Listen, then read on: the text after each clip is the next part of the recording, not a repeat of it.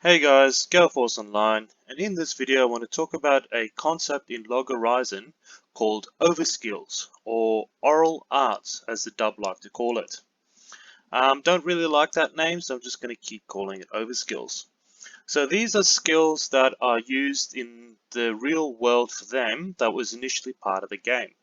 But because real world physics are applied there, they can use it in a lot of different ways. So Sojiro has one of those skills called Divine Eye. He can see where an enemy is going to attack and when an enemy is going to attack. And he uses this with combat tips that were initially part of the game. But him as a person can now see when these attacks are going to launch, and he can counter from there. Shuro also has an overskill with the contract that he drew up. So he was able to change the laws of the world with the contract he wrote up for Rudy, being able to change him from an NPC to an adventurer. So he was able to change the subclass of an NPC. They don't have to be that technical, they can be fairly simple. The first overskill we're introduced to is Nyanta's cooking. So he was using real ingredients and cooking his food himself instead of the menu having to make it for him. So the food had flavor, and that made it a lot different, and that was the plotline for one of the first arcs in Season 1. So it can be quite simple and very, very effective though.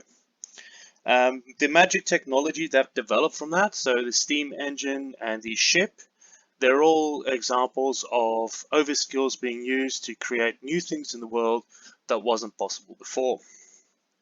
Nazuna has an overskill as well with her barriers. So she places her barriers on the ground and people can use them as platforms in order to run around, increase their maneuverability around, and just basically creating platforms so they can create stairs and run up high places.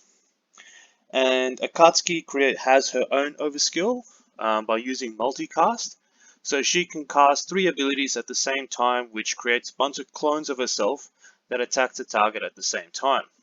So this is a merger of 3 skills, so it's pretty much button mashing and then 3 skills executing at the same time.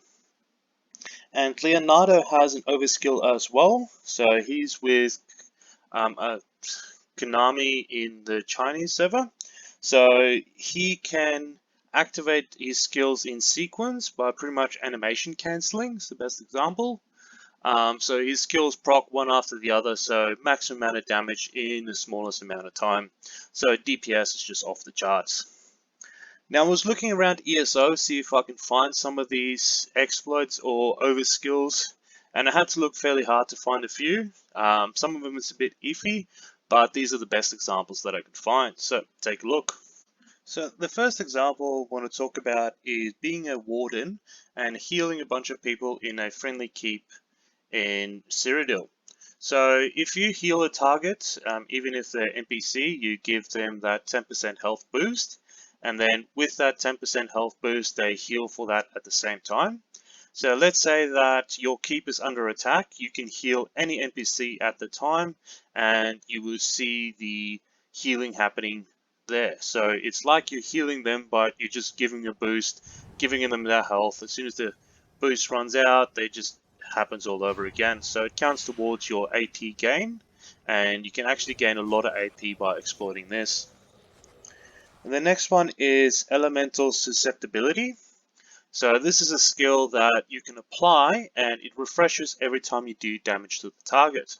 So if you set it up beforehand where you activate this skill, and then you can swap out, because it lasts for 20 seconds, so swap it out for a different skill, and then constantly reapplying it as you're doing damage. So stuff like single target or even AoE damage, every time you do that damage, it refreshes for a fresh 20 seconds. So it gives you that debuff there at the same time, but it doesn't technically take up a skill on your bar. The next one is one I showed in one of my previous videos with the shield animation. So if you equip a shield, but with no sword or anything else, technically you should still be using your fist in combat, but the animation is not there. So you would simply stand in front of the target like you can see, and hits are happening, but you can't see anything making contact. Now it does have a short range, the same range you would have with melee punching, but there's just no animation. It just needs to be fixed. The next one is Streak, so the sorcerer's skill from the storm calling skill line.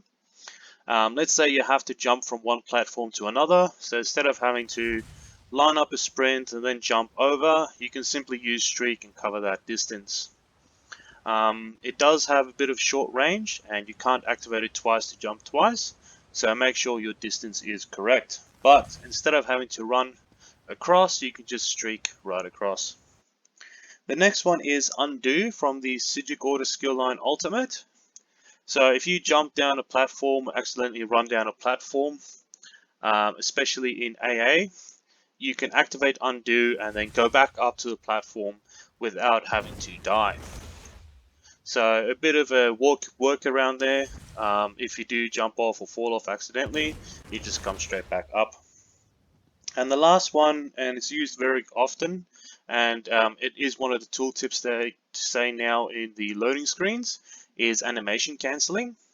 So if you activate a skill and you do a light attack at the same time, so very fast sequence, they actually cancel out that animation of the skill with the light attack. So you're basically doing a light attack and a skill at the same time. Takes a lot of practice to do. All the high-end DPS do this and they train this. So it's called attack weaving and can work with melee or with ranged spells. And very, very powerful, very complicated to get right.